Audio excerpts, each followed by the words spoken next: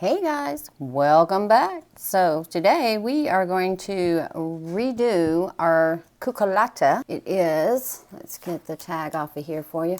I don't know how long I've had this thing. I know it has been in this basket for at least 2 years, if not 3, possibly 4. Not sure how long I've had it, but we have new roots. Well, root tips.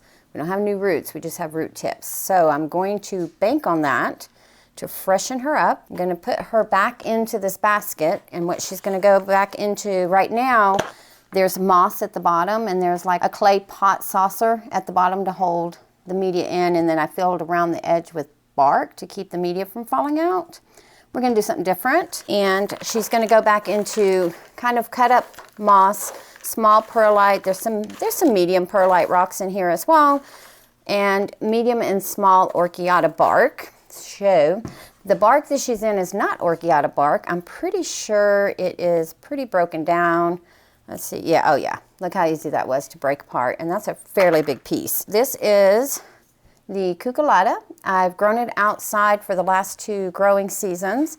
May or may not grow outside. Again, haven't committed to outdoor growing as of yet. Still have a few weeks to think about it. I am going to spray, because we've got a couple of roots here on the outside. I am going to spray those just to make sure that they get loosened. I watered it last night. Media is pretty dry now. In theory, let me unhook her from everything so that I don't break anything. Just kind of had her, because she does grow a little wild and she grows in front of my window at the moment. So I do want to kind of control it, but not control it. I don't know if that makes any sense, but since I can't squeeze the pot, we're going to kind of watch that root that's right there and see what we've got in here. I may have to dampen it a little bit just to kind of get it loosened out, or it just may come out on its own. So from what I've noticed, these are not big root producers right away. I'm pretty sure if I would have changed this media out a little sooner, she may be a little more vigorous. I water this one probably once, twice a week, but I think I may need to water her a little more often, because I found that with my other Brassavola types, watering it more, or watering them more, actually, okay, that helped loosen that. So let's get that loosened. It's actually helped with their root production. So perhaps she's just not getting enough water. She has attempted to bloom twice. She's produced 2 sheaths. We have this one here that you can kind of see. Don't think it's going to do anything. And then, where was the other one? The other one got eaten by the grasshopper, but this one here is finishing, so she may try to bloom. And I've been going through the videos just to see if I can see when I got her, but so far I've not been able to find how long I've had her. Let's see, what is she stuck on? She's stuck on something. Don't break any roots, because roots are very, there we are. She's stuck underneath this. Let me get it out here. So this saucer was holding all the media in. As you can see, it's all on the table now. And the bottom of this is still damp because, like I said, there was moss in here as well. So let's take her out carefully here so we don't break anything. There we go. And I'm just gonna put that right here for a minute so we can see what's going on here. Oh, this one looks like it's got a little root tip starting again, which is nice. And I'm not gonna insist on all the media coming off. If it comes off, it comes off. If it doesn't, no big. That one is no good. Not a lot of roots for the amount of time that I've had her, at least 2 years, 3, and like I said, possibly even 4. If anybody knows how long I've had this thing, let me know in the comments below. And then I just noticed I have a beautiful, oh, what did I just break? I just heard something crack. Was it? Oh, it was a dried root sheath. But we have a beautiful new root tip coming right there. So this is actually a very good time to get her freshened up for spring. Let her go on about her business. A lot of these are still nice and firm, so that is a good thing. Just filling them all because don't want to put anything dead back in there. Okay, well, I guess that is what we are left with. That one is still nice and firm. Oh, I did break a root. Look, right below that new growth. Do you see it right there? Darn it. Okay, lay her here, and we're going to get the rest of the media out of here. This moss, and it was large bark primarily that was in here. And I'm kind of changing it up a little bit so that she does stay damp a little bit longer and maybe hydrate longer. I'm thinking that might be what the problem is. And that looks fine to me. And in case you guys didn't already figure it out, I did bring an old plant tag to help loosen roots if I needed to. Didn't need that. Open up my mycorrhizal fungi real quick. And of course I had all my cutting tools ready, like I was getting ready to do surgery. And I'm pretty sure this is now going to be too big, yes. So let me cut this. Let me see if I can just maybe cut it in half. It's getting hooked on. Let's do it this way. And then I'll just cut off the excess once I'm done.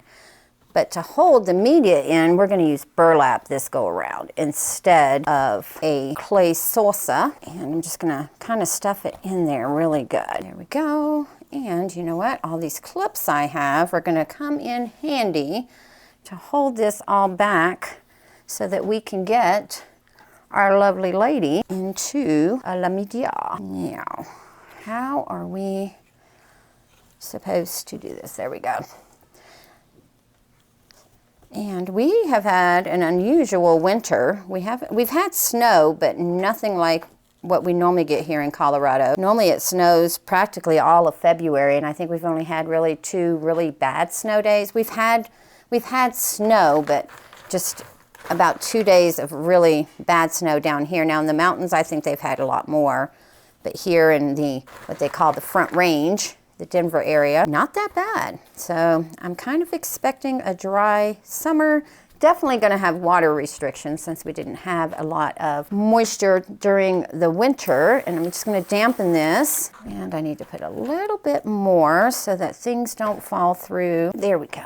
And dampen that because I'm going to go ahead and put some mycorrhizal fungi in here and see. And this one will be a good test of the mycorrhizal fungi, guys, because I didn't put it in there initially. I've only been using it a little over a year, but since I've been using it, it has definitely improved the root growth of my ladies. I get it off of Amazon. There's no affiliation or anything like that, but several of you have asked in the past. Look at me, I'm a rhymer. Where did I get it from? Oh, that root right there is all dried out. We're going to clip that one off. I missed that a minute ago when we was going through. Let's see. Let me double check before I put her back in. Okay. And I'm just going to, again, try to get her a bit centered into the pot, being mindful of that new root right there. I say the pot, this is actually a basket. You guys know what I mean. For now, it's our pot. All right, let me put some of these roots down, and then I'm just going to make sure. So I am going to put that new root with the tip down into the media, and then the one that has the new root tip growth on it. There we go. All right, and I'm just going to fill it in around gently because I don't want to damage the new root tips I've got coming. Hold on to that one. And I'm going to not bury the rhizome, but I'm going to kind of put media over the rhizome as well, just to ensure that all of her roots kind of go down into the media as opposed to going aerial, which I don't mind the aerial roots. I think they're gorgeous, but unless you have a lot of roots in the pot, I don't appreciate it as much. So we're going to go ahead and sprinkle some fertilizer, more on that side. Alrighty, I think we're almost done here. How do you grow your brassavolas? And do you have a cucullata, and how do you grow yours? Do you have success with it? Or are you like me, still trying to figure them out? I think they're so pretty with their little grassy, spindly leaves. Their leaves look like strands of grass to me. That's what they remind me of. Let me move this, turn this around. And then I am going to put all those little clips and stuff back on it just to keep it from wobbling around for the next few weeks while it reestablishes back into the basket. And she will hang right back into the east facing window where she gets lovely morning light. She seems to like that. If I do grow any orchids outside this year, it's probably just going to be like this Brassavola and maybe my Vandas. I don't think I'm going to put any of my Cattleyas outside, just because the Cattleyas seem to be a favorite food of the grasshopper, who is my arch enemy during the spring and summertime. Just munches on the leaves. Now on this one, it does enjoy the new growths. It did eat a couple, I'm sure it's not the same one. A couple of the new growths last year did get munched on, so she didn't do as much as she could have. As far as growth, that's another reason I'm debating on whether I'm growing outside or not, is because of the stupid grasshoppers. I know they're part of the ecosystem. They serve a purpose. I just wish the purpose wasn't to eat on my orchids. All right, I'm going to finish getting her all prettied up and we'll be right back. I got rid of all that excess burlap and I think she looks beautiful.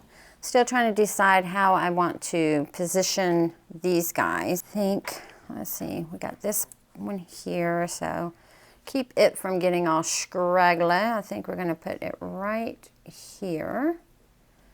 There we go. And it's very loose, so she can still grow through that piece as well.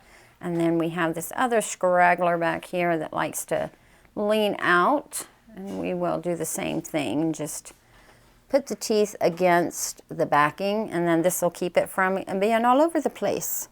Hopefully now she can thrive in here with this new freshen up. I will give it a little rinse through just to dampen up all the media, and then we'll see what happens. Go ahead and subscribe so you can watch her this growing season of 2024, or if you're watching this in the future, hope you're having a beautiful day, and I'll see you next time. Bye.